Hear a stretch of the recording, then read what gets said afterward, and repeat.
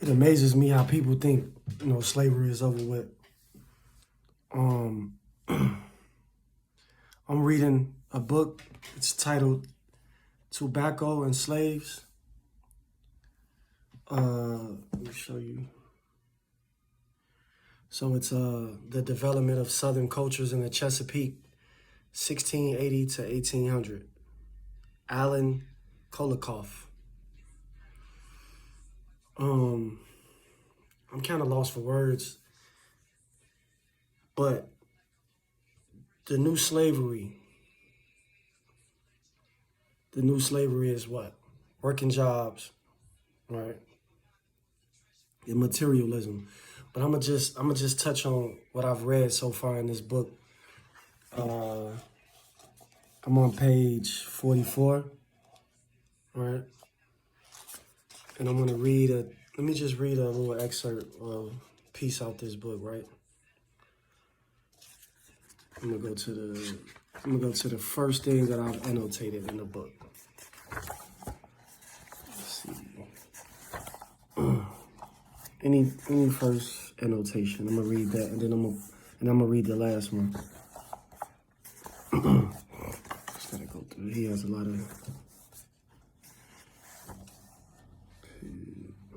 Okay.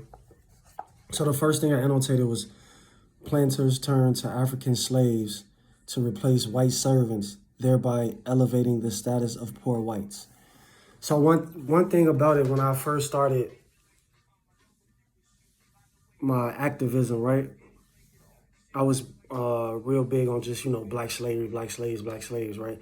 But then somebody told me like, yo, they was white slaves, right? But then somebody else told me like it was because I didn't read that in certain books, right? Then somebody else told me that they weren't slaves, they were servants, so indentured servants. So they got paid and stuff, but they didn't get paid a lot. But the thing was, they started realizing from what I'm reading, right, from what I see, they started realizing that. So it says classes are formed when discrete groups of people with similar levels of wealth and similar relations to the dominant means of production come to understand their place in the social order and develop coherent ideologies to legitimate or challenge that place. Classes are formed when discrete groups of people with similar levels of wealth and similar relations to the dominant means of production come to understand their place in the social order and develop coherent ideologies to legitimate or challenge that place. So basically, the white people realized that they were white. Basically, like, they were white, so they're like, what the fuck I'm doing this for? So then they just started, trying to buy their own slaves. So, let me read one more. One more annotation that I saw. But the supply of the indentured servants diminished at the end of the 17th century, and planters desperate for new laborers turned to African slaves. Let me read that one more time. But the supply of indentured servants diminished at the end of the 17th century, and planters desperate for new laborers turned to African slaves. So basically, the white people ain't want to do that, so then they went over and got black slaves, African slaves. So I said that to say, a lot of people don't really realize the in-depthness of it, right? They don't really realize the in-depthness of what American history is. So it's like, when you realize that you should take another path, like, why would you ever work a job? Why would you ever work a job when you realize that they're giving you what they feel like you deserve, $15 an hour. Oh, you do this job for this hour, you get $15. Why would you ever feel like that's okay? Because they mentally, they got you mentally. So the new slavery is mental, right?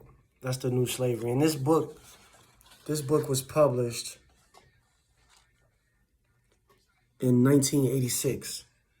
Let me say that again. This book was published in 1986.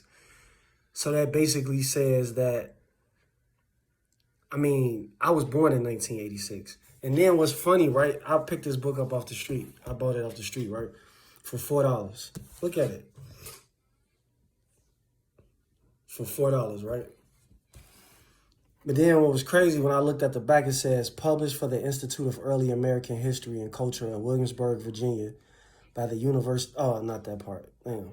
Oh yeah, Alan Kulikoff is Associate Professor of History at Northern Illinois University and the author of many articles on early American history. I went to NIU. So basically what I'm saying is we need to read more and realize that you have something in you that you can do for yourself and for your family. Like, working these jobs is not going to get it. You know, stop working these jobs. Like, figure out something that you can do for yourself, or invest in an entrepreneur, and then you reap the benefits of that person becoming wealthy. Think about that.